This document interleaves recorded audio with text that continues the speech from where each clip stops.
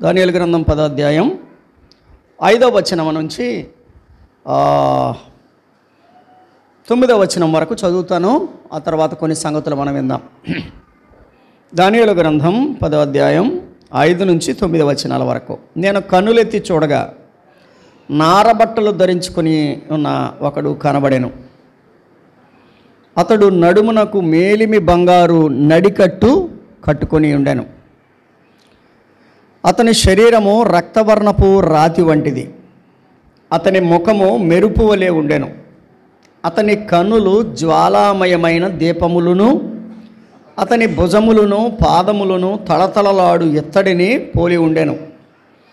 అతని మాటల ధ్వని నరసమూహపు కంఠధ్వని వలె ఉండెను.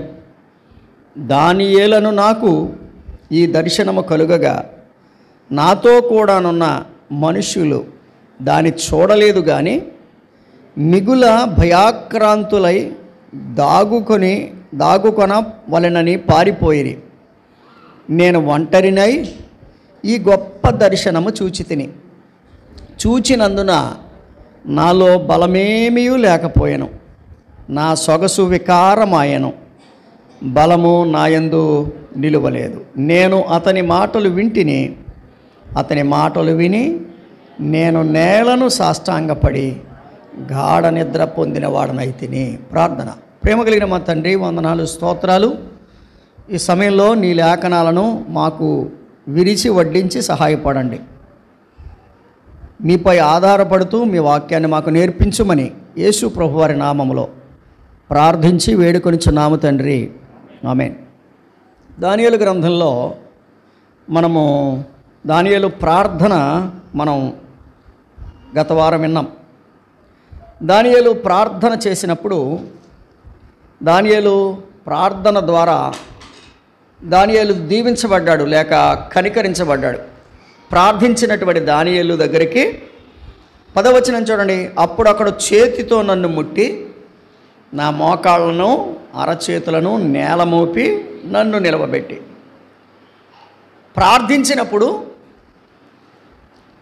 ప్రార్థించినప్పుడు ప్రభు యొక్క సహాయాన్ని దానియేలు పొందాడు. ఎలా పొందాడో గత వారం మనం విన్నాం. ఉదాహరణకి 10వ అధ్యాయం 10వ వచనము నిలవబెట్టడానికి వచ్చాడు. 10వ అధ్యాయం 12వ వచనము 13వ వచనము సహాయము చేయడానికి వచ్చాడు. అదే 10వ అధ్యాయము 18, 19 వచనాలు ధైర్యపరచడానికి వచ్చాడు. అంత మాత్రమే కాదు, 10వ అధ్యాయము 19వ వచనములో శుభము వచనము చెప్పడానికి వచ్చాడు.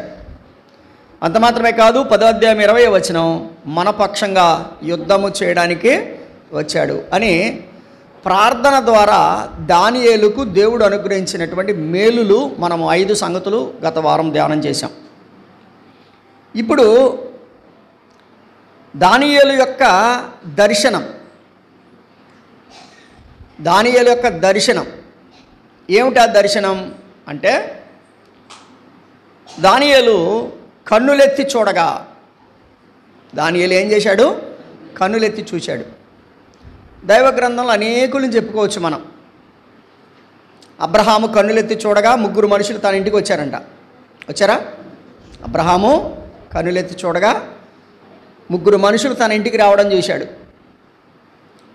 కన్నులెత్తగా అబ్రహాముకు ఒక అద్భుతమైనటువంటి విడుదల పూర్వకమైన పొట్టేలు కనబడింది. అవునా? 22వ అధ్యాయంలో అబ్రహామా నీ కుమారుని నీవు హాని చెయ్యొద్దు అని చెప్పగా అబ్రహాము కన్నులెత్తినప్పుడు అబ్రహాముకి ఏం కనబడింది? నేనంటాను, అబ్రహాము 3 చూశాడు.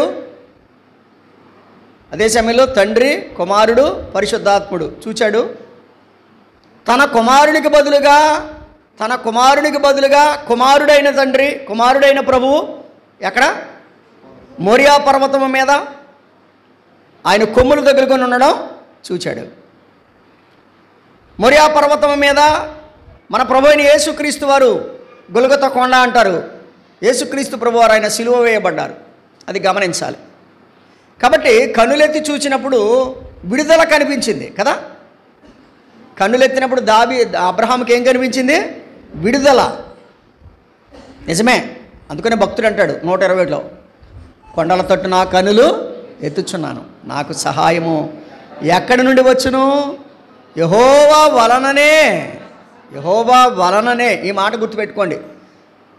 నిద్రలోనైనా కల్లోనైనా ఇదే మాట మనకి. యెహోవా వలననే నాకు సహాయము కలుగును, ఆయనే భూమి ఆకాశములను సృజించినవాడు.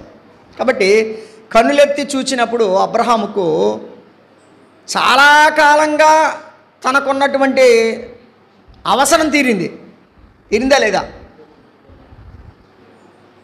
అబ్రహాము కన్నులెత్తి చూడకపోతే ఆ ముగ్గురు రావడం అతనికి అర్థమయ్యేదా? చాలా కాలంగా అతనికి ఉన్నటువంటి లోటు తీర్చబడింది కన్నులెత్తినప్పుడు. అంత మాత్రమే కాదు, అతనుకున్న దుఃఖం తీరింది. అర్థమవుతుందా? నిజానికి తన కుమారుడిని బలి ఇచ్చిన తర్వాత దుఃఖపడుతుడేమో. ఏమండి, ఏ తండ్రి అయినా ఏం చేస్తాడు? ధైర్యం ఉంది కానీ దేవునికి ఇచ్చేయాలని ధైర్యం ఉంది, కట్టేశాడు. తర్వాత దుఃఖపడుతుడేమో. కానీ దేవుడు ఏం చేశాడు?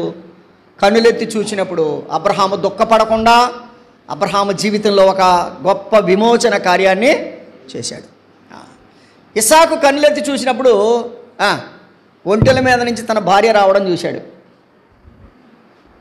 ఇస్సాకు కన్నులెత్తినప్పుడు చెప్పండి, ఎక్కడో పాపం వెళ్ళాడు ఈయన, ఎలియాజరు వెళ్ళాడు, ఏం చేస్తాడో ఏంటో తెలీదు. నిజానికి నేను అనుకుంటున్నాను ఇస్సాకు కూడా తెలియకుండా అబ్రహాము గారు పంపించాడేమో అనుకుంటున్నాను. ఇవాళ మనకు అంతా ఏంటో తెలుసా? అమ్మా నాన్న ఏం చూడక్కర్లా, అమ్మ చూడక్కర్లేదు, నాన్న చూడక్కర్లేదు. వినండి, ఇస్సాకు 40 సంవత్సరాలు వచ్చినాయి, కానీ తండ్రి యొక్క అనుమతి కోసం, తండ్రి యొక్క ఉద్దేశం కొరకు, తన వివాహంలో తండ్రి యొక్క అనుమతి కోసం వేచి చూచాడు. ఇవాళ చూడండి, జనాలు చూడండి ఎలా ఉన్నారో. అసలు ఈ మొత్తం చూడండి, ఎక్కడ పడితే చూడండి, ఈ సెల్ ఫోన్ల ప్రభావమో లేకపోతే ఇంటర్నెట్ ప్రభావమో తెలియట్లేదు. కానీ అసలు ఇంకా అమ్మా నాన్నల యొక్క కనిపెంచిన వాళ్ళ యొక్క అనుమతి అవసరం లేదు. అంతవరకు కనిపించిన వాళ్ళని యొక్క వాళ్ళు ఎంత ఏడుస్తారో అనే సంగతి కూడా లేదు. ఈ రోజున ఎలా ఉన్నారంటే, నేనంటాను ఇస్సాకు కూడా తెలియకుండా ఇస్సాకు యొక్క అవసరతను గుర్తించి తన తండ్రి ఎలియాజరును పంపించాడు. అబ్రహాము పంపించిన సంగతి ఆయనకి తెలుసో తెలీదో తెలియదు. కానీ ఇస్సాకు పొలంలో ధ్యానించుకుంటున్నాడు. ధ్యానిస్తూ కన్నులెత్తి చూడగా తనకు కావలసిన, తన దుఃఖానికి నివారణ అయినా కదా ఏమైనా భయపడిందో తెలుసండి. అబ్రహాము తన భార్య అయినటువంటి షారా యొక్క తన తల్లి అయిన షారా గుడారంలోనికి ఆమెను తీసుకుని వెళ్ళగా అప్పుడు అతడు దుఃఖ నివారణ పొందెను. కాబట్టి ఇస్సాకు కావలసిన ఆదరణ కన్నులెత్తినప్పుడే దొరికింది.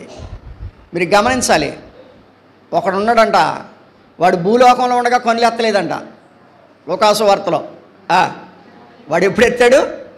పాతాళంలో ఉన్నప్పుడు అతడు కన్నులెత్తి అబ్రహాము రొమ్మున ఉన్న లాజరును చూసి. ఎప్పుడు చూశాడు? ఎప్పుడు ఎత్తాడు కళ్ళు? పాతాళంలో. ఏంటి ప్రయోజనం?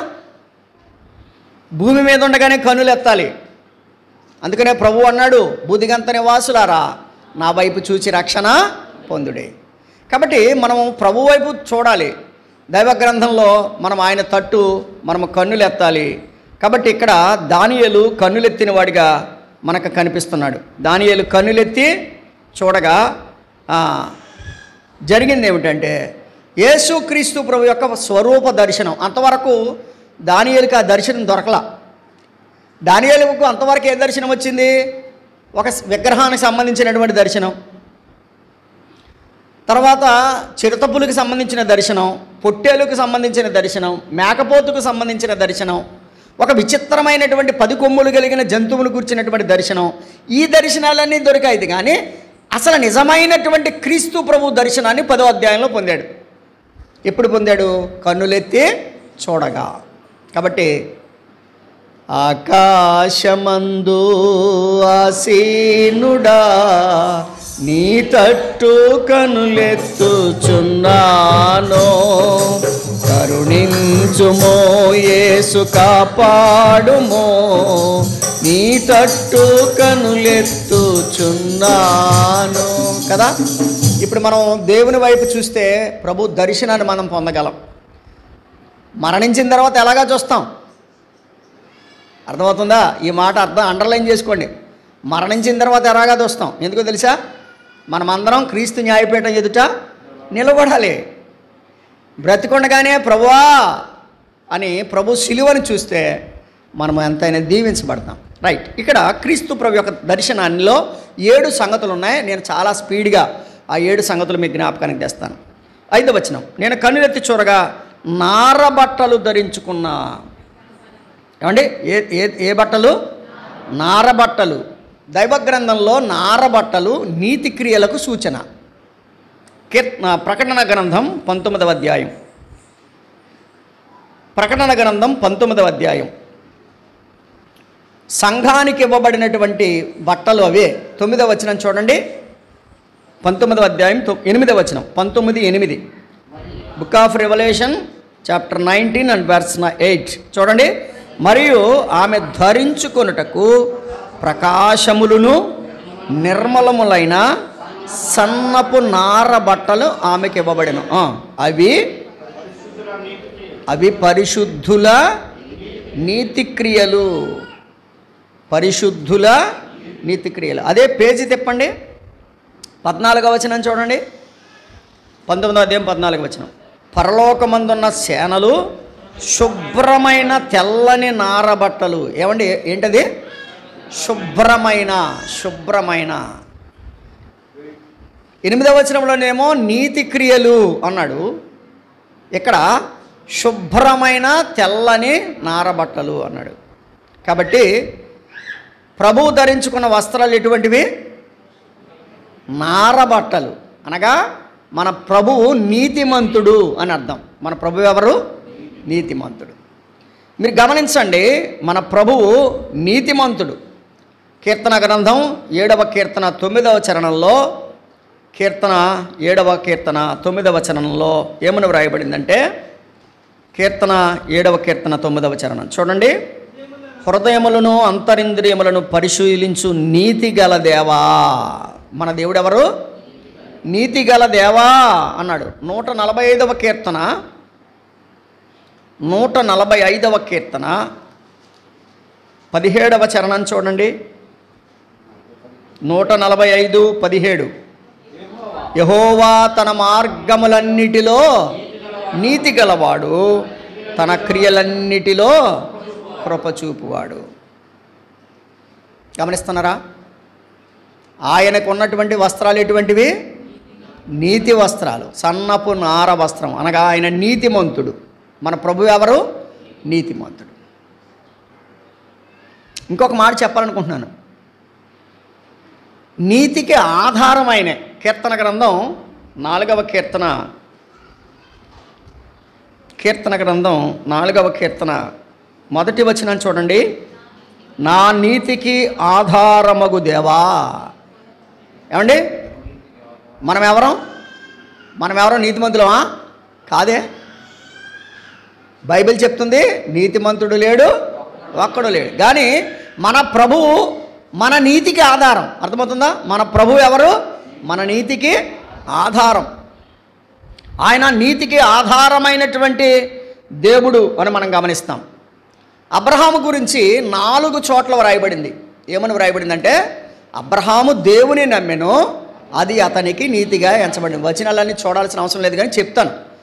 ఆదికాండంలో 15వ అధ్యాయంలో 6వ వచనంలో వ్రాయబడింది. ఆదికాండం 15వ అధ్యాయం 6వ వచనంలో అబ్రహాము దేవుని నమ్మెను, అది అతనికి నీతిగా ఎంచబడెను అని వ్రాయబడింది. ఇదే సంగతిని రోమీయులకు రాసిన పత్రికలో అపోస్తలుడైన పౌలు 4వ అధ్యాయం 3వ వచనంలో మరలా నొక్కి చెప్పాడు. రోమాపత్రిక 4:3లో కూడా అబ్రహాము దేవుని నమ్మెను, అది అతనికి నీతిగా ఎంచబడెను అని చెప్పాడు. ఇదే పౌలు గారు గలతీ పత్రికలో కూడా ఇదే మాటని 3వ అధ్యాయం 20వ వచనంలో చెప్పాడు. గలతీ పత్రిక 3వ అధ్యాయము 20వ వచనం. నేను అంటాను, ఆది కాండంలో అబ్రహాము దేవుని నమ్మిన అది అతనికి నీతిగా ఎంచబడినని రాయబడింది. ఈ సంగతిని పౌలు గారు రోమీయులతో నొక్కి చెప్తున్నాడు, గలతీయులతో నొక్కి చెప్తున్నాడు. పౌలు గారు తర్వాత యాకోబు కూడా, అంటే భక్తుడైన యాకోబు. 2వ అధ్యాయానికి రండి. యాకోబు పత్రిక 2వ అధ్యాయము 23 చదువుతున్నాను చూడండి. కాబట్టి అబ్రహాము దేవుని నమ్మెను, అది అతనికి నీతిగా ఎంచబడెను. సరే, ఇప్పుడు మన ప్రభు ఎవరు? నీతిమంతుడు. సంఘం ఎలా ఉండాలి? 19వ అధ్యాయంలో చదువుకున్నాం కదండి, ప్రకటన గ్రంథం 19వ అధ్యాయం 8వ వచనం చదువు కదా. ఆమె ధరించినవి సన్నపు నార బట్టలు ఆమెకి ఇవ్వబడెను, అవి పరిశుద్ధుల నీతి క్రియలు. కాబట్టి వినండి, సంఘములో ఉన్న వ్యక్తులు ఎలా ఉండాలి? నీతిగా ఉండాలి. గుర్తుపెట్టుకోండి, సంఘంలో ఉన్న వ్యక్తులు ఎలా ఉండాలి? నీతిగా ఉండాలి. నీతి అంటే ఏంటి? నీతి అంటే ఏదో చెప్పొచ్చు, మనం చాలా రకాలుగా చెప్పొచ్చు. కానీ బైబిల్ ఏం చెప్తుందో తెలుసా? నీతి అంటే చాలా డెఫినేషన్స్ ఇచ్చింది దైవ గ్రంథం. మీ అర్థం అవడం కొరకు, మన ధ్యానం కొరకు కొన్ని సంగతులు చెప్తాను. అసలు నీతి అంటే ఏంటో. నీతి అంటే దేవుని వాక్యంలో పాపమును గూర్చినటువంటి పోరాటమే నీతి. చెప్పనా? పాపాన్ని గూర్చినటువంటి పోరాటమే నీతి. 106వ కీర్తన 106వ కీర్తన 106వ కీర్తన 30-31 వచనాలు చదువుదాం. 30-31 చరణాలు. 106:30-31. ఫీనెహాసు లేచి పరిహారము చేయగా ఆ తెగులు ఆగిపోయెను, నిత్యము తరములన్నిటను అతనికి ఆ పని నీతిగా ఎంచబడెను. ఏంటది? ఫీనెహాసు ఏం చేశాడు? ఫీనెహాసు ఏం చేశాడండి?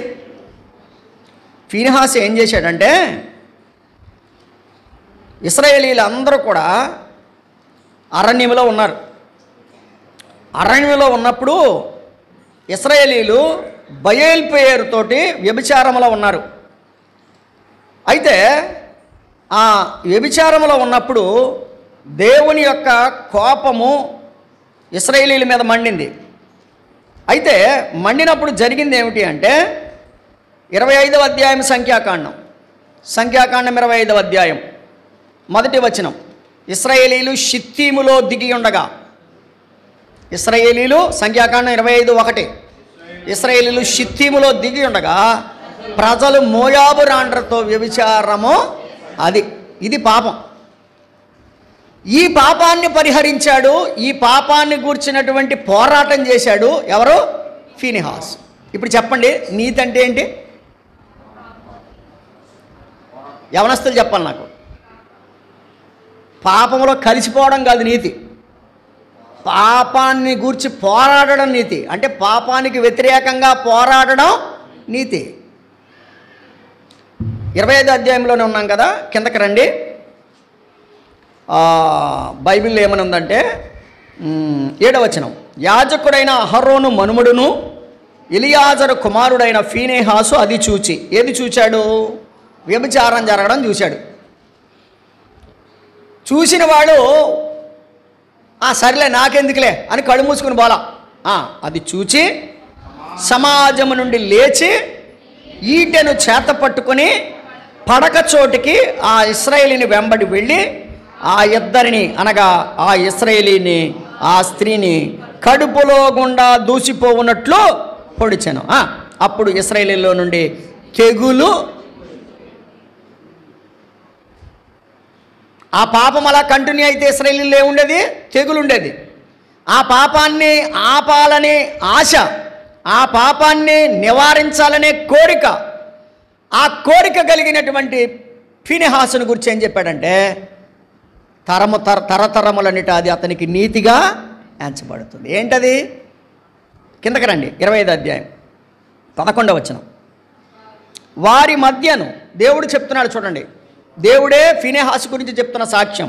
25:11 సంఖ్యాకాండం 25:11.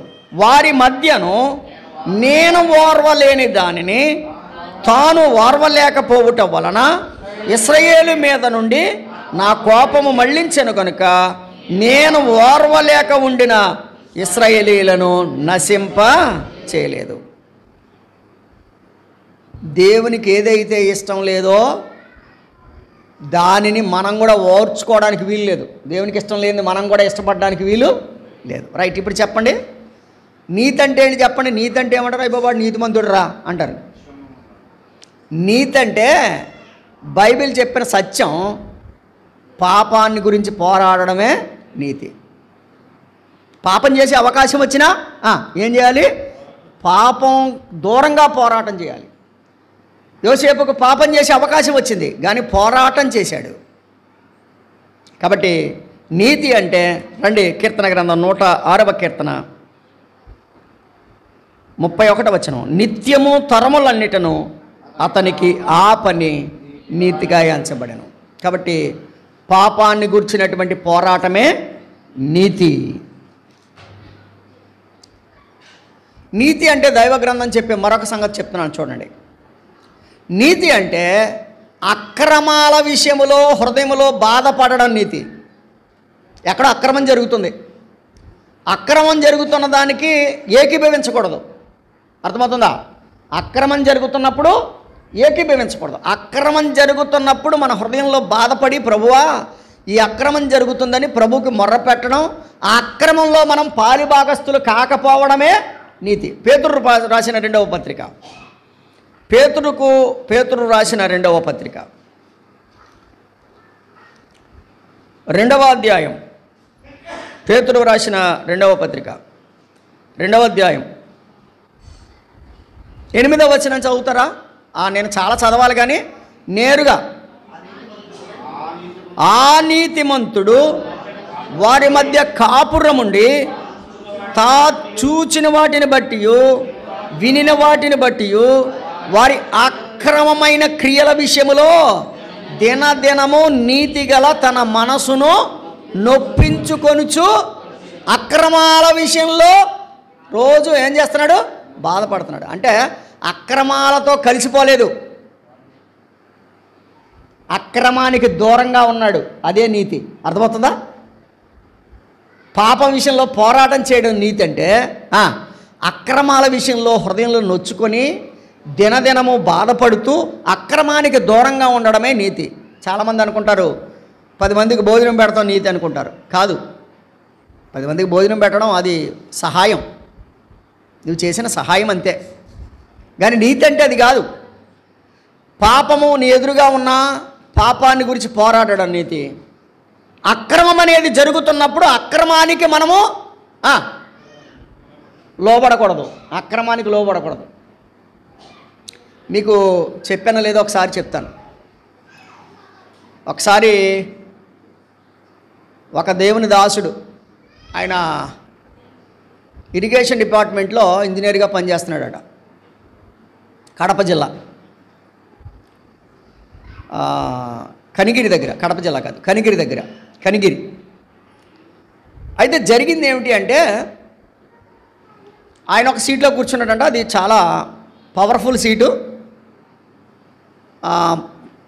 ఎక్కువ మంది వచ్చి లాబియింగ్ అనమాట. లాబియింగ్ అంటే కాస్తంత డబ్బులు ఇస్తాం, మా పని చేసి పెట్టండి అనే సీట్ అట.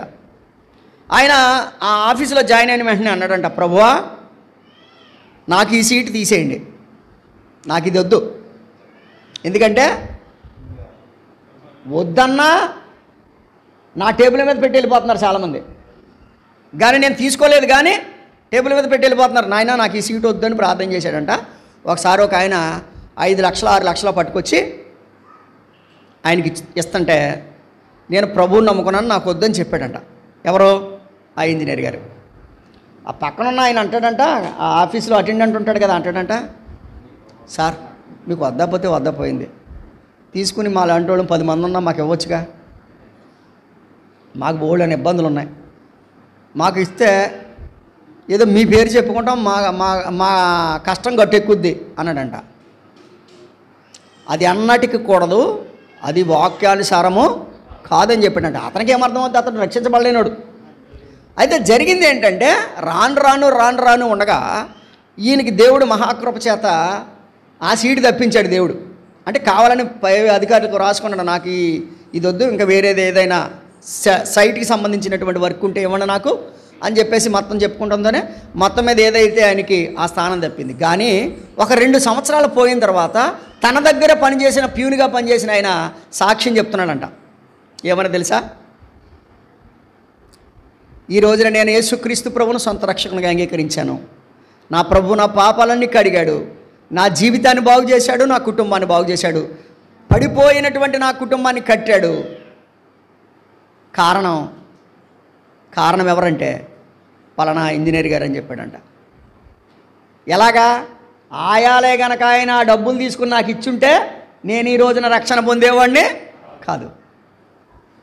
అర్థమవుతుందండి? నీతి అక్రమానికి ఒప్పుకోకూడదంతే, అక్రమానికి ఒప్పుకోకూడదు. అతను చెప్పిన తర్వాత ఇప్పటికి కూడా ఉన్నాడంట. ఆయన పేరు కూడా ఏదో చెప్పాడు, దేవుని సేవకుడు ఆయన పేరు కూడా చెప్పాడు. ఇప్పటికీ కూడా సంఘంలో చక్కగా ఆయన పాటలు పాడతాడట, స్తుతులు చెల్లిస్తాడట, వాక్యపు తలంపులు ఇస్తూ ఉంటాడట.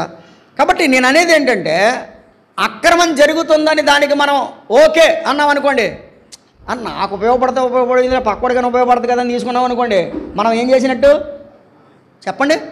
నువ్వు తీసుకోలేదు, ఎవరికో ఇచ్చావు నిజమే, కానీ నువ్వు చేసింది ఏంటి? అక్రమం. కానీ నీతి అంటే జరుగుతున్న అక్రమాన్ని బట్టి హృదయంలో బాధపడుతూ, ప్రభువా ఏంటి నాయన ఈ అక్రమం ఏంటి, పరిస్థితి ఏంటి అని బాధపడుతూ ఆ అక్రమానికి దూరంగా ఉండడమే నీతి. మరొక సంగతి చెప్తాను రండి.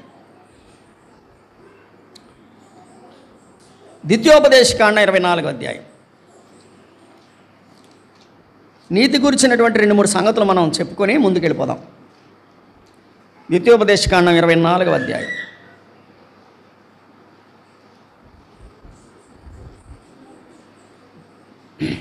పదో వచనం. నీ పొరుగువానికి ఏదైనాను నీవు ఎరువిచ్చిన ఎడల అతని యొక్క తాకట్టు వస్తువు తీసుకున్నటకు అతని ఇంటికి వెళ్ళకూడదు. తాకట్టు ఇచ్చిన దాన్ని ఇంటికి తీసుకోవడానికి ఇంటికి వెళ్ళకూడదంట. తాకట్ల బేరం జాగ్రత్త.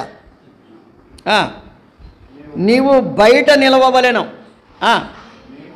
నీవు ఎరువిచ్చిన వాడు బయటనున్న నీ యొద్దకు వచ్చి ఆ తాకట్టు వస్తువును తెచ్చి ఇచ్చును. అంటే నువ్వేంటి ఫోర్స్ చేయొద్దని అర్థం. నువ్వు బయట నిలబడు, వాడే పట్టుకొచ్చి ఇస్తాడు. కానీ తణుకుని వెళ్ళిపోయి ఏంట్రా అది ఇది అని కాలర పట్టుకోవద్దు. ఆ మనుషుడు భేదవాడైన ఎడల, ఏమన్నా అండర్లైన్ చేసుకోవాలి అది, ఆ మనుషుడు భేదవాడైన ఎడల నీవు అతని తాకట్టు ఉంచుకొని పండు కొనకూడదు. అంటే దాని అర్థం ఏంటి? తాకట్టు తీసుకున్న దాన్ని నువ్వు దగ్గర పెట్టుకుని ఆరాముగా నువ్వు పడుకోకూడదు. నువ్వేం చేయాలి? అతడు తన బట్టను వేసుకొని పండుకొని నిన్ను దీవించినట్లు సూర్యుడు అస్తమించినప్పుడు నిశ్చయముగా ఆ తాకట్టు వస్తువును అతనికి మరలా అప్పగించవలను. ఎందుకంటే ఏమన్నా బాబు సాయంత్రం లోపల ఇచ్చేస్తాను ఏదో అని చెప్పేసి ఏదో ఇది ఉంచండి అని చెప్పేసి అంటాడు. వీడంట దుప్పటి ఇచ్చాడంట. ఆ దగ్గర ఉన్నదేంటి? దుప్పటి తాకట్టు పెట్టాడు. మరి సాయంత్రం ఏం కప్పుకోవాలి? మరి దుప్పటి తాకట్టు పెట్టుకున్న వాడికి సాయంత్రం అయ్యేటప్పటికి ఏం జ్ఞాపకం రావాలంటే, రేపు పాపం ఆడుకున్నదే అది బేదోడు, వాడు అది కప్పుకొని పడుకోవాలి కదా, ఈ దుప్పటి నా దగ్గర ఉంచుకుంటే ఎలాగా అని అనుకుని ఆ దుప్పట్న మరలా వాడికి తిరిగి ఇచ్చేయడమే నీతి. అర్థమవుతుందా? భేదవాణిని కరుణించడమే నీతి. చదవండి కిందకనండి. అప్పగించవలను, అది నీ దేవుడైన యెహోవా దృష్టికి నీకు నీతి. చెప్పండి, నీతి అంటే ఏంటి? వాడి భేదోడని నీకు తెలుసు, వాడేం చేయలేడని నీకు తెలుసు, వాడు నీకు ఇవ్వలేడని నీకు తెలుసు. భేదవాణిని కరుణించడమే నీతి. ఇప్పుడు ఈ రోజున చూడండి, చాలామంది ఏం చేస్తారంటే సాయంత్రం దుప్పట్లు కొనుక్కుని వెళ్ళి ఆ ప్లాట్ఫారాల మీద పడుకునే వాళ్ళకి కప్పుతూ ఉంటారు. అన్నం లేకుండా ఒక చోట అక్కడక్కడ కూర్చున్న వాళ్ళకి ఒక వాటర్ బాటిల్ పట్టుకెళ్ళి కొంచెం అన్నం పట్టుకెళ్ళి పెడతా ఉంటారు. గుర్తుపెట్టుకోండి, భేదలను కరుణించడం అది నీతి. తాకట్టు విషయం చాలా జాగ్రత్తగా ఉండాలండి. ఇష్టం వచ్చినట్టుగా తాకట్లు ఇవన్నీ మనం నీతిని స్కిప్ అయిపోతున్నాం. అంటే నీతిమంతులం కాదు మనం. నీతిని బట్టి ఇప్పుడు మనం ఏం చేయాలంటే దానికి పొలైట్గా చెప్పాలి, ఒరే ఇది పట్టుకెళ్ళిపోరా బాబు, ఎందుకులే, ఒకవేళ నువ్వు ఇవ్వలేవా, నువ్వు అసలన్నీ ఇచ్చేసి పట్టుకెళ్ళిపో అనే పరిస్థితికి రావాలి. కానీ అసలు వడ్డీ కలిసి ఇస్తేనే కానీ ఇది ఇవ్వననే పరిస్థితికి రాకూడదు మనం. అది మనం దేవుని పిల్లలం కనుక ఇచ్చేటప్పుడే కొంచెం ఆలోచించండి. సాధ్యమైనంత మట్టుకు ఏం చేయాలంటే వాడికి అవసరమైన దాన్ని మీరు తీర్చండి, ఇవ్వండి. తాకట్టు విషయంలో మాత్రం చాలా జాగ్రత్తగా ఉండండి. కుటుంబానికి అవసరమైన దాన్ని దేన్ని మనం తాకట్టు పెట్టుకోకూడదు. వ్యక్తికి అవసరమైన దాన్ని దేన్ని మనం తాకట్టు పెట్టుకోకూడదు. ఈ బిందుని తాకట్టు పెట్టుకోండి బాబా, ఈ చెంబుని తాకట్టు పెట్టుకోండి బాబా అని వారు చిన్నప్పుడు. ఇప్పటికి కూడా అర్థమవుతుందా? ఇప్పటికి కూడా అటువంటి పరిస్థితులు మనకి దేవుడు మహాకృప చేత తప్పించాడు. నిజంగా చెప్పాలంటే వెళ్ళినవాడు అనేవాడు ఈ 2 రూపాయలు ఇస్తాననేవాడు, లేకపోతే 10 రూపాయలు ఇస్తాననేవాడు, దానికి లెక్కెట్టుకుని. కాబట్టి ఎంత దయాళుడు అండి మన దేవుడు. కాబట్టి తాకట్టును మనం బెగబట్టకూడదు. మరలా తిరిగి వాడి దీనస్థితిని గమనించి మరలా తిరిగి వాడికి ఇవ్వడమే నీతి. ఏమంటే నేను మాట చెప్పనా, మనం ఏం తీర్చగలమని చెప్పి దేవుడు మనకి తన కోసం ప్రాణం పెట్టాడు. మనం ఆయనకి ఏమిస్తామని చెప్పి ప్రాణం పెట్టాడు. కాబట్టి ఆ తాకట్లు అవన్నీ పెట్టి మనుషుల్ని బాధ పెట్టకూడదు. అవసరాన్ని గుర్తించి, వ్యక్తుల యొక్క అవసరాన్ని గుర్తించి, వారి యొక్క దీనస్థితిని గుర్తించి వారికి సహాయం చేయడమే నీతి అని దేవుని వాక్యం చెప్తుంది. ఇంకొక సంగతి చెప్పనా, భేదవాని పట్ల కనికరించడం నీతి అని భావిస్తే సమూయేలు గ్రంథం మొదటి గ్రంథం 24వ అధ్యాయం. సమూయేలు మొదటి గ్రంథం 24వ అధ్యాయం 18వ వచనం చదువుతున్నాను చూడండి. 17, 18 కలిసి ఉన్నాయి. దావీదుతో ఇట్లనెను. ఇది ఎవరంటే సౌలు గారు దావీదుతో అంటున్న మాటలు. 16వ వచనంలో ఉంది, దావీదు ఈ మాటలు సౌలుతో మాట్లాడి చాలింపగా సౌలు, దావీదా నాయనా ఈ పలుకు నీదేనా అని బిగ్గరగా ఏడ్చి, దొంగ ఏడుపు అని మాట ఇది, బిగ్గరగా ఏడుతున్నాడంట. బిగ్గరగా ఏడ్చి దావీదుతో ఇట్లనెను. 17, 18 వచనాలు చూడండి. యెహోవా నన్ను నీ చేతికి అప్పగింపక నన్ను చంపక విడిచినందుకు ఈ దినమున నీవు నా అపకారములకు ఉపకారము చేసిన వాడవై నా ఎడల నీకున్న ఉపకార బుద్ధిని వెల్లడి చేసితివి గనుక నీవు నాకంటే నీతిపరుడు అంటే ఎవడు? మీరు చెప్పాలండి. అపకారం చేసిన వాడికి ఉపకారం చేయడం నీతి. అపకారం చేసిన వాడికి మరలా తిరిగి అపకారం చేయడం, మనకు అన్నం పెట్టినోడికి తిరిగి అన్నం పెట్టడం, దండం పెట్టినోడికి తిరిగి దండం పెట్టడం కాదు. ప్రభు అయిన యేసుక్రీస్తు వారు అన్నాడు, ఏమన్నాడు తెలుసా? మిమ్మల్ని హింసించు వారి కొరకు ప్రార్థన చేయుడి. దేవుని వాక్యంలో సౌలు అంటున్నాడు, సౌలా దావీదా నాయనా నేను నీకు దొరికాను, నువ్వు నన్ను చంపలేదు. నిజానికి నువ్వు నన్ను చంపాలి, ఎందుకంటే నేను నిన్ను చంపడానికి పరిగెడుతున్నాను, నిన్ను తరుముతున్నాను, కానీ నేనే నీకు దొరికాను. నువ్వు నాకు దొరకలా, నేను నీకు దొరికాను. నువ్వేం చేయాలి ఇప్పుడు? ఒక్క దెబ్బకి వేసేయాలి. అక్కడ యోబాబు అంటున్నాడు వేసేయమంటావా అని. అరే వద్దు, దేవుని చేత అభిషేకం పొందిన వాడిని ముట్టుకోకూడదు అని చెప్పి అపకారం చేసిన వాడు దొరికినప్పుడు అతనికి ఉపకారం చేశాడు కదా, అదే నీతి. దేవుని పిల్లలు ఎంతమంది ఇలా చేస్తున్నారు? పేరుకు నేను క్రిస్టియన్ అని చెప్పుకుంటారు కదా, క్రిస్టియన్ అని చెప్పుకున్న వాళ్ళు, ఒరే నువ్వు చేసింది నాకు నల్లగుండెల్లో మెరిగిపోతుందరా. ఏంటి ఏం మెరిగిపోతుందట? నల్లగుండెలో మెరిగిపోతుందట. నల్లగుండెలు అంటే నల్ల అంటే బ్లడ్ అని అర్థం. అంటే రక్తం ప్రవహిస్తున్న గుండెలో రక్తంతో పాటు పగ కూడా, కక్ష కూడా ప్రవహిస్తుందరా నాకు. నేను మాన్నావు, మర్చిపోన్నావు. నువ్వు చేసింది ఎప్పుడైనా మర్చిపోతానా? కొంతమంది అండి 10 సంవత్సరాలు అయినా వందనాలు చెప్పుకోరండి. మరి ఇంకా వాళ్ళ క్రైస్తవులని ఎలాగనాలి? ఇంకా వాడు ప్రభు నమ్మారని ఎలాగనాలి? వాడు ఇంకా క్రీస్తు యేసునందు ఉన్నవాడు నూతన సృష్టి, పాతవి గతించను కొత్తవాయననే ఎలా అనాలి? అసలు పాతవి గతించినయా? లేవే. బైబిల్ చెప్తుంది, నా ఉపకారానికి అపకారమా, అపకారానికి ఉపకారమా? నా అపకారానికి నువ్వు ఉపకారం చేసావు, నువ్వు నీతిమంతుడు. గుర్తుపెట్టుకోండి. ఒకవేళ మనకు ఎవరైనా అపకారం చేయొచ్చు, మనుషులం కదండి, మనుషులం కదా, మనకి ఎవడొకడో ఎప్పుడొకప్పుడు అపకారం తలపెట్టవచ్చు. కానీ నేను అంటాను, అపకారం తలపెట్టిన వాడికి అవసరం వచ్చినప్పుడు నువ్వు ఉపకారం చేయి, దేవుడు దాన్ని ఎలా ఎంచుతాడు? నీతిగా ఎంచుతాడు. ఇంకొక సంగతి వచనం చదువుదాం. కీర్తన గ్రంథం 15వ కీర్తన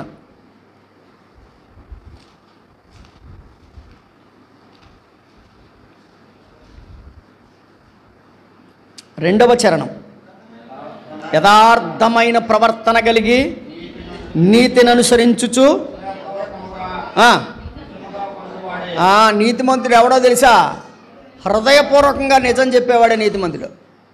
ఆడు బాధపడతాడనో, వీడు కోపపడతాడనో, వీడి దగ్గర నేను ఏదో నాకు ఇబ్బంది కలుగుద్దనో అనుకోవడం కాదు.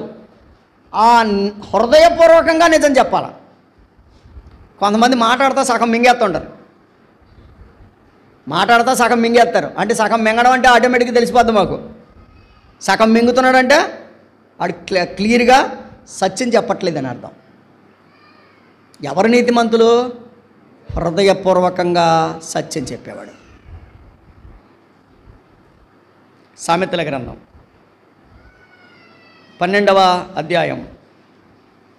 సామెతల గ్రంథం 12వ అధ్యాయం 26వ వచనం చూడండి.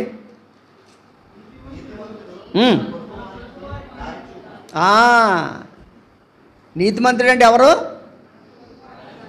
మన పక్కనున్నవాడు ఇబ్బందుల్లో ఉంటే వాడికి ఏదైనా ఒక దారి చూపించేవాడే నీతిమంతుడు. నీతిమంతుడు తన పొరుగువానికి అంటే దాని అర్థం ఏంటి? నువ్వు అన్నం పెట్టలేవు కానీ పెట్టేవాడిని చూపించు. అర్థమవుతుందా? నువ్వు అన్నం పెట్టలేవు, నీ దగ్గర పెట్టే స్తోమత నీ దగ్గర లేదు, కానీ నువ్వేం చేయి? పెట్టేవాడిని చూపించి. అన్నం పెట్టేవాడే, నువ్వు అక్కడికి వెళ్తే అన్నం దొరుకుద్దిరా, నువ్వు ఈ దారిలో వెళ్తే నీకు మేలు జరుగుద్దిరా. అది నీతిమంతుడు తన పొరుగు వారికి దారి చూపించను. కాబట్టి మనం ఏం చేయాలి? దారి చూపించాలా. మనమంతా ఏంటి? దళ్ళు కట్టేస్తాం. దారి చూపిస్తారా? దళ్ళు కట్టేస్తారా? ఉన్న దారికి అడ్డంగా దడి కట్టేయడమే. అంటే నువ్వు ఇక్కడికి రాకూడదు, నేను అక్కడికి రాకూడదు. కుదరదండి, తప్పండి. నీతిమంతుడు తన పొరుగువాడికి దారి చూపిస్తాడు. అంటే దాని అర్థం ఏంటంటే ఒక మంచి అతనికి చెప్పి అతని జీవితం బాగుపడడానికి కాను చేయాల్సినటువంటి మాట సహాయమో చేతి సహాయమో ఏదోటి చేస్తాడు. వాడు నీతిమంతుడు.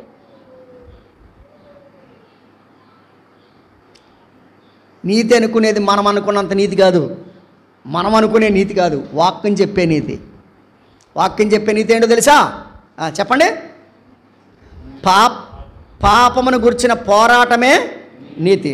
2 అక్రమ విషయంలో హృదయంలో నొచ్చుకోవడమే నీతి. 3 అపకారానికి ఉపకారము చేయడమే నీతి. బేదలను కనికరించడమే నీతి. చెప్పండి. హృదయపూర్వకంగా నిజము చెప్పడమే నీతి. పొరుగువానికి దారి చూపించడమే నీతి. ఇంకొక మాట చెప్తాను రండి, మీకు అందరికీ తెలిసిన మాట ఇది. చాలాసార్లు బైబిల్లో మనం చదువుకున్నాం ఈ మాట. యోహాను మొదటి పత్రిక 3వ అధ్యాయం. యోహాను మొదటి పత్రిక 3వ అధ్యాయం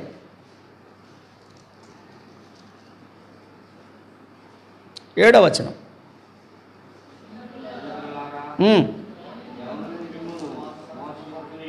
ఎవడునో మిమ్మల్ని మోసపరచనీకుడి,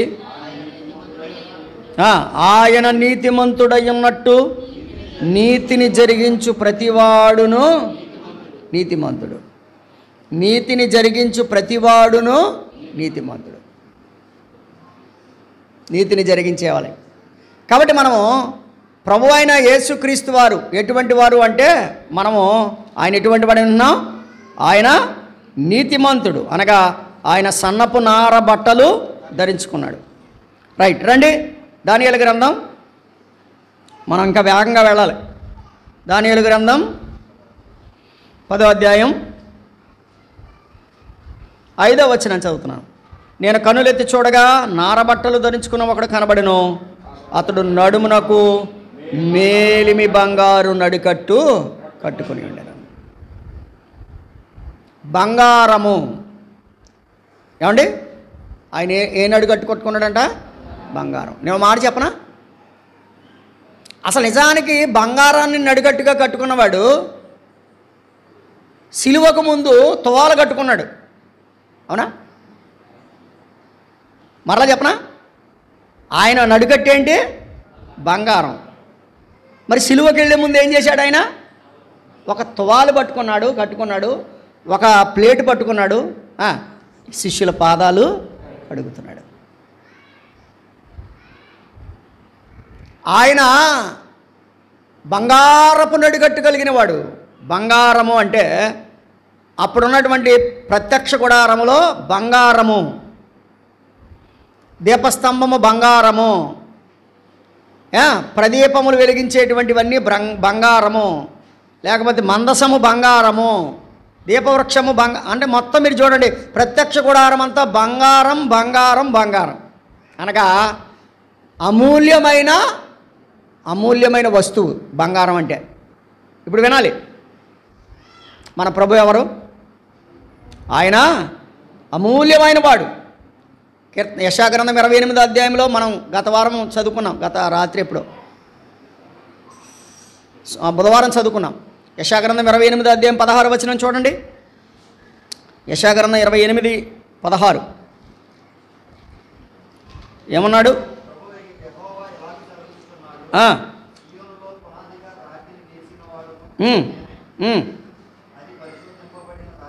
పరిశోధింపబడిన రాయి, అమూల్యమైన తలరాయి, బహుస్థిరమైన. కాబట్టి మన ప్రభు ఎవరు? అమూల్యమైన రాయి. మన ప్రభు అమూల్యమైన రాయి. పేతురుపత్రిక రండి,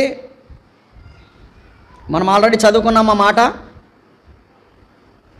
పేతురుపత్రిక మొదటి పత్రిక 2వ అధ్యాయం 7వ వచనం.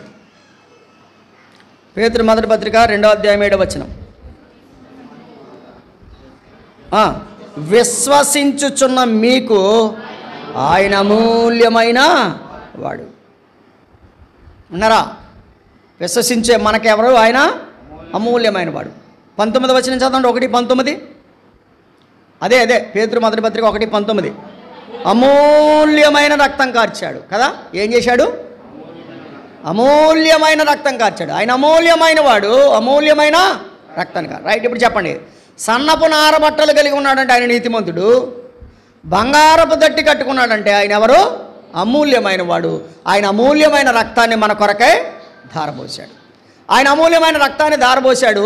ఎవరైతే ఈ అమూల్యమైన రక్తము చేత కడగబడతారో వారికి అమూల్యమైన పట్టణం ఉంది. ప్రకటన గ్రంథం 21వ అధ్యాయం, ప్రకటన గ్రంథం 21వ అధ్యాయం 19వ వచనం చదువుతున్నాను చూడండి. ఆ పట్టణపు ప్రాకారపు పునాదులు అమూల్యమైన నానా విధమ రత్నములతో అలంకరింపబడి, చెప్పండి, అమూల్యమైన రక్తము చేత కడగబడిన వారికి, అమూల్యమైన రక్తము చేత విమోచించబడిన వారికి దేవుడు ఏం చేస్తున్నాడు? ఒక అమూల్యమైన పట్టణాన్ని సిద్ధపరుస్తున్నాడు. రైట్. 1, ఆయన నీతిమంతుడు. 2, ఆయన అమూల్యమైన వాడు. 3వది, ఆయన శరీరమును గురించి వ్రాయబడింది చూడండి అక్కడ. ప్రకటన దానియేలు గ్రంథం, త్వరగా రండి, దానియేలు గ్రంథం 10వ అధ్యాయం. అతని 6వ వచనం, అతని శరీరము రక్తవర్ణపు రాతి వంటిది. ఏమండి? ఆయన శరీరం ఎలా ఉంది?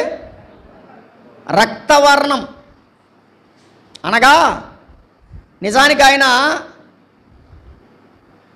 షోలమ్మిత్ ఏం చెప్పింది? రండి, పరమగీతము 5:10. పరమగీత గ్రంథం 5వ అధ్యాయం 10వ వచనం ఏమన్నాడు చూడండి. నా ప్రియుడు ధవళవర్ణుడు. ఏమండి? ఎవరు ఆయన? నా ప్రియుడు ఎవరు? ధవళము అంటే తెలుపు. ధవళము అంటే తెలుపు. నా ప్రియుడు ధవళవర్ణుడు, ఆఫ్టర్ రత్నవర్ణుడు. విన్నారా? ఆయన ముందెవరు? ధవళవర్ణుడు, ఆ తర్వాత రత్నవర్ణుడు. రత్నము అంటే ఎరుపు. ఆయన తెల్లని వాడు. అందుకనే ప్రకటన గ్రంథం 19వ అధ్యాయంలో మనం చదివాము. అక్కడ ఏమనంటే శుభ్రమైన తెల్లని అన్నాడు కదా. ఏడది? శుభ్రమైన తెల్లని. 133వ కీర్తన చెప్తాడు, తీయాల్సిన అవసరం లేదు. అది హెర్మోను పర్వతం మీద ఉన్నటువంటి మంచును పోలినది. హెర్మోను మంచు, సహోదరుల ఐక్యత కలిగి నివసించుట అని చెప్పి హెర్మోను పర్వతం మీద కూడిన మంచు తెల్లనిది. కాబట్టి ఇప్పుడు ఆయన ఎర్రని వాడు. ఆయన అలాంటి వాడు, అసలు ధవళవర్ణుడు. ఇప్పుడు ఎలా కనబడుతున్నాడు? ఎర్రగా కనబడుతున్నాడు. ఆయన శరీరం ఎలా కనబడుతుంది? కీర్తన గ్రంథానికి రండి. కీర్తన గ్రంథం 45వ కీర్తన, కీర్తన 45 2వ చరణం చదువుతున్నాను. నరుల కంటే నీవు అతి సుందరుడవు కదండి. ఎవరైనా నరుల కంటే అతి సుందరుడు. ఇప్పుడు చెప్పాలి, ఈయన ఏమయ్యాడు? ఇప్పుడు ఎలా ఉన్నాడు? అతని శరీరము రక్తవర్ణపు రాతి వంటిది. అంటే ధవళమైనటువంటి మన ప్రభువు మన కొరకై ఎలా మారిపోయాడు? రక్తవర్ణముగా మారిపోయాడు. రక్తము తీర్పుకు గుర్తు. రక్తము దేనికి గుర్తు? తీర్పుకు గుర్తు. యెషయా గ్రంథం 63వ అధ్యాయం. యెషయా గ్రంథం 63వ అధ్యాయం 1వ వచనం. రక్తవర్ణ వస్త్రములు ధరించుకుని ఎదోము నుండి వచ్చుచున్న ఇతడెవడు? శోభిత వస్త్రము ధరించిన వాడై. అంటే ఆల్రెడీ అది తెల్లని వస్త్రం. అది శోభిత వస్త్రం అంటే తెలుపు వస్త్రం అని అర్థం. శోభిత వస్త్రము ధరించిన వాడై గంభీరముగా నడుచుచు బొస్రా నుండి బలాతిశయముతో వచ్చుచున్న ఇతడెవడు? శోభిత వస్త్రము గలవాడు ఏమయ్యాడు? రక్తవర్ణపు వస్త్రంగా మార్చిపడ్డాడు. కారణం ఏంటో చూడండి. 2వ వచనం. నీ వస్త్రము ఎర్రగా ఉన్నదేమి? నీ బట్టలు ద్రాక్ష గానుగను త్రొక్కుచుండువా నీ బట్టల వలె ఉన్నవేమి? అక్కడ చెప్తున్నాడు, సమాధానం చెప్తున్నాడు. 3వ వచనం చూడండి. ఒంటరిగా ద్రాక్ష గానుగ తొక్కి తిని. అండి మన ప్రభు ఏం చేశాడు? ఏలీ ఏలీ లామా సబక్త, నా దేవా నా దేవా నన్నేలా. ఒంటరిగా అనగా యేసుక్రీస్తు ప్రభు వారికి 12 మంది శిష్యులు ఉన్నారు. ఒంటరి వాడైపోయాడు. యేసు ప్రభుకి అనేక మంది శిష్యులతో పాటు అనుచరులు ఉన్నారు, కానీ వారెవరు కూడా ఆయన దగ్గర లేరు. ప్రభు ఏమయ్యాడు? ఒంటరిగా ద్రాక్ష గానుగ తొక్కాడు. నీ కోసం నా కోసం సిలువలో ఒంటరి పోరాటం చేశాడు యేసు ప్రభు. ఆయన ఏమయ్యాడు తెలుసా? రక్తవర్ణంగా మారిపోయాడు, ఎర్రని వాడిగా మారిపోయాడు. ఆయన నీ కొరకు నా కొరకు తన మూల్యమైన రక్తధారలు దారపోశాడు. ఏమంటే వీపంతా నాగడి చాలు వలె దున్నబడింది. తలలో నుంచి ముండ్ల కిరీటం ద్వారా వచ్చే రక్తము ఒళ్ళంతా కారిపోతుంది. ఒంటరిగా కురేనీడని సీమోని మీద కాసేపు సిలువ ఎత్తారు, కానీ మోయగలిగాడా? మోయలేదు.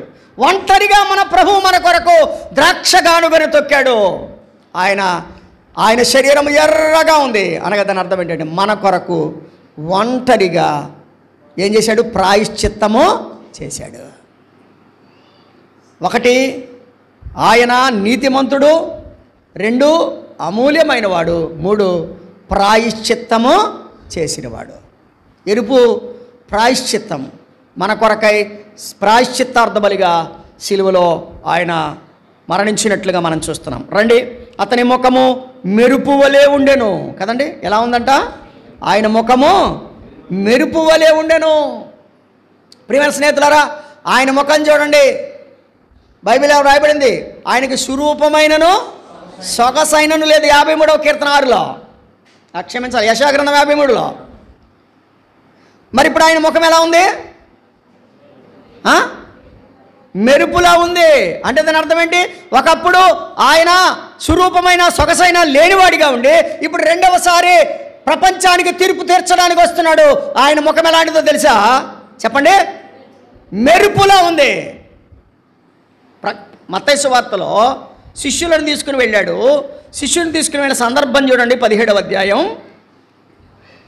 అధ్యాయం మత్తయి సువార్త 17వ అధ్యాయం 1వ వచనం. 6 దినములైన తర్వాత యేసు పేతురును యాకోబును అతని సహోదరుడిని యోహానును వెంటబెట్టుకుని ఎత్తైన ఒక కొండ మీదకి ఏకాంతముగా పోయి వారి ఎదుట రూపాంతరము పొందెను. ఆయన ముఖము సూర్యుని వలె, ఆయన ముఖము చెప్పండి, సూర్యుని వలె ప్రకాశించెను. లూకాసు వార్త 9వ అధ్యాయం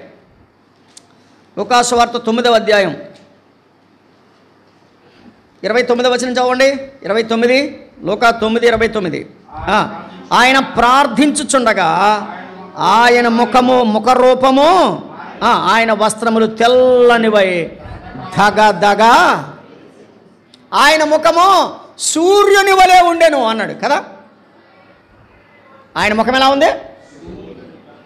మరి అపోస్తలుడైన పౌలు దర్శనంలో ఏం చెప్పాడో తెలుసా? అపోస్తలుడైన పౌలుకి ఇచ్చిన దర్శనం చూడండి. 26వ అధ్యాయం. అపోస్తలుడైన పౌలు క్రీస్తు ప్రభు దర్శనాన్ని చూశాడు. 26వ అధ్యాయం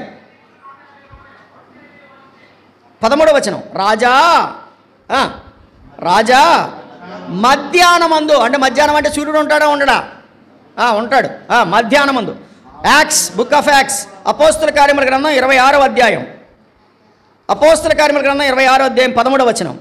రాజా మధ్యాహ్నమందు నా చుట్టూను నాతో కూడా వచ్చిన వారి చుట్టూను ఆకాశము నుండి సూర్య తేజస్సు కంటే మిక్కిలి ప్రకాశమానమైన ఒక వెలుగు త్రోవలో ప్రకాశించుట. సూర్యుని కంటే తేజస్సుడు. ఇది వెలుగు కలుగుగాక కదండి. చీకటి అగాధ జలములపై కమ్మి ఉండగా ప్రభు ఏమన్నాడు? దేవుని ఆత్మ ఏమంది? వెలుగు కలుగుగాక అన్నాడు. అనగా ఆయన ముఖము వెలుగుతుంది, ఆ ముఖము ప్రపంచాన్ని వెలిగిస్తుంది. అందుకనే దేవుని వాక్యం ఏముందో తెలుసండి? ఆయనలో జీవం ఉండెను, ఆ జీవము మనుషులకు వెలుగైనాడు. కాబట్టి ఆయన లోకమునకు వెలుగై ఉన్నాడు. ఆయన ముఖం ఏమైంది? వెలుగు. అయితే వినాలి, గమనించండి. ఆయన వెలిగేవాడు, వెలుగుతున్నవాడు. కాబట్టి ఒకటి, ఆయన నీతిపరుడు. 2 ఆయన అమూల్యమైన వాడు. 3 ఆయన ప్రాయశ్చిత్తము చేసినవాడు. 4వదిగా ఆయన వెలిగించుచున్నవాడు కదా. త్రోవలు వెళుతున్నవాడిని వెలిగించాడు, ప్రపంచాన్ని వెలిగించాడు. కాబట్టి ఆయన వెలిగించుచున్నవాడు. 5వది చూడండి, ఆయన కన్నులు అగ్నిజ్వాలలు. ఆయన కన్నులు ఏంటి? ఒక్క మాట చెప్పనా? అగ్నిజ్వాలలు. అగ్ని ఏం చేస్తుందంటే అసలు ఉంచుతుంది, వేస్ట్ని తీసేద్ది. అగ్నిలో బంగారం వేశారు, నల్లగా అయిపోయిన బంగారాన్ని వేశారు. ఇప్పుడు ఎంతకే అగ్ని బంగారాన్ని పాడు చేసిందా, మస్టుని తీసిందా? ఆయన కన్నులు అగ్నిజ్వాలలు. అంటే ఆయన కన్నులు అందరినీ చూస్తున్నాయి. హెబ్రీ పత్రిక 4వ అధ్యాయం 13వ వచనం. హెబ్రీ పత్రిక 4వ అధ్యాయం 13వ వచనం. హెబ్రీ పత్రిక 4:13 ఏముంది చూడండి. మరియు ఆయన కన్నులకు కనబడని సృష్టము ఏదియూ లేదు. మనం ఎవనికి లెక్క ఒప్ప చెప్పవలసి ఉన్నదో ఆ దేవుని కన్నులకు సమస్తమును మరుగులేక విన్నారా? కొంతమంది మధ్య అనుకుంటున్నారు చీకట్లో చేస్తున్న వాళ్ళు ఎవరికి దేవుడికి ఏం కనబడదు ఏంటని. చీకటి దెబ్బ. 139 ఏముందో చూడండి. ఈ పాపం చేసేవాడు సాధారణంగా చీకటి పడితే వాడికి సరదాగా ఉంటుంది అనమాట. 139 చూడండి, 12 చదవండి. 139:12. చీకటి అయినను నీకు చీకటి రాత్రి పగటి వలె. రైట్, చాలండి. కాబట్టి ఆయన కన్నులు ఏం చేస్తున్నాయి? చూస్తున్నాయి. ఆయన కన్నులు ఏం చేస్తున్నాయి? చూస్తున్నాయి. రైట్. ఆయన భుజములు ఎత్తడిని పోలి ఉన్నాయని చెప్పాడు. ఆయన భుజాలు దేంతో పోల్చబడ్డాయి? ఎత్తడి. ఎత్తడి అంటే తీర్పు. ఆయన ఏం చేసేవాడు? తీర్పు తీసాడు. నేను అంటున్నాను, అదే భుజం మీద సిలువను మోసాడు. అదే భుజం మీద సిలువను మోసినవాడు ఇప్పుడు ఎత్తడి భుజాలతో వస్తున్నాడు. అంటే ఏంటి తెలుసా? ఎత్తి పడేస్తాడు అవతల. తీర్పు తీర్చడానికి వస్తున్నాడు. తిమోతికు రాసినటువంటి 2వ పత్రిక 4వ అధ్యాయం. తిమోతికు రాసినటువంటి 2వ పత్రిక 4వ అధ్యాయం మొదటి వచనం చూడండి. దేవుని ఎదుటను సజీవులకును మృతులకును తీర్పు తీర్చు క్రీస్తు యేసు ఎదుటను అంటారా? ఆయన ఏం చేస్తాడు? సజీవులకు మృతులకు తీర్పు తీరుస్తాడు. ఎత్తడి భుజములు దేనికి గుర్తంటే ఆయన తీర్పు తీర్చేవాడు. ఆయన ఎవడు? తీర్పు తీర్చేవాడు. రైట్.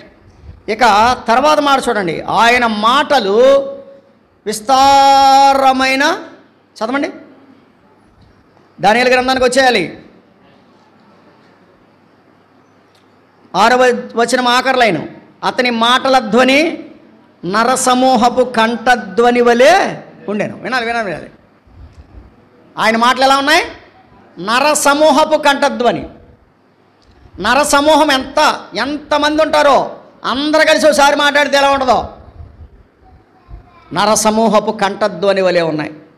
కాబట్టి ఆయన మాటలు విశేషమైనవి. ప్రకటన గ్రంథం 10వ అధ్యాయం. ప్రకటన గ్రంథం 10వ అధ్యాయం.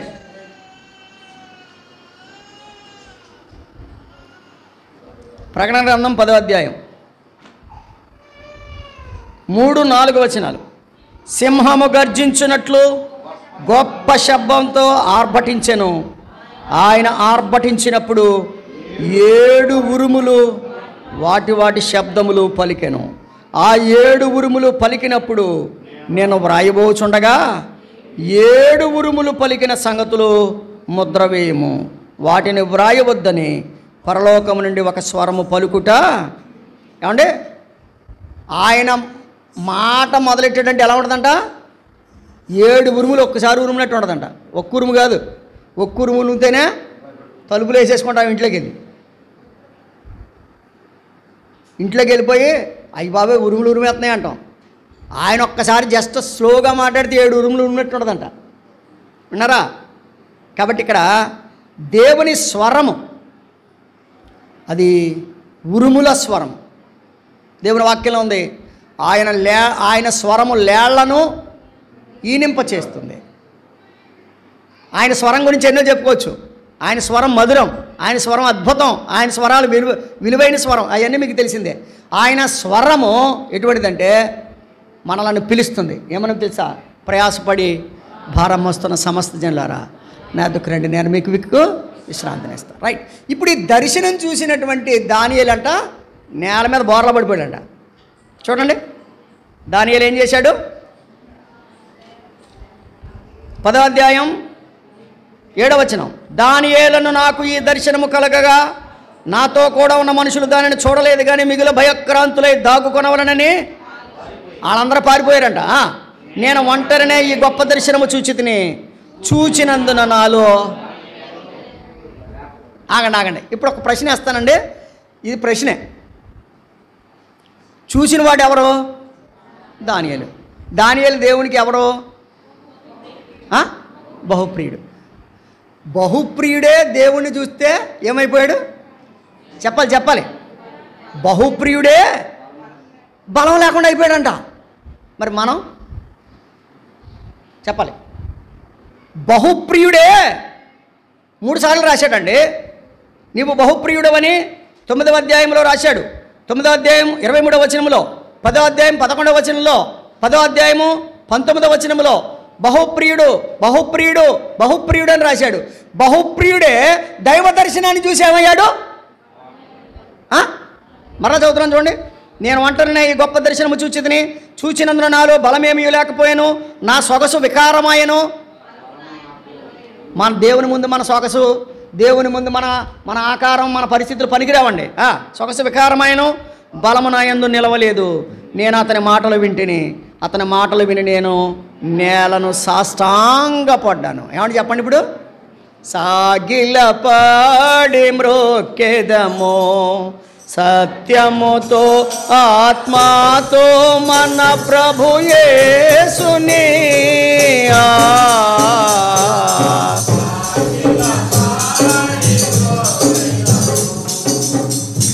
ముగ్గురు వ్యక్తులను చెప్తున్నాను, గుర్తుపెట్టుకోండి, తర్వాత ఇంటికి వెళ్ళి చదువుకోండి. భూమి మీద ఉన్న ప్రజలందరిలో మిక్కిలి సాత్వికుడు ఎవరు? మోషే.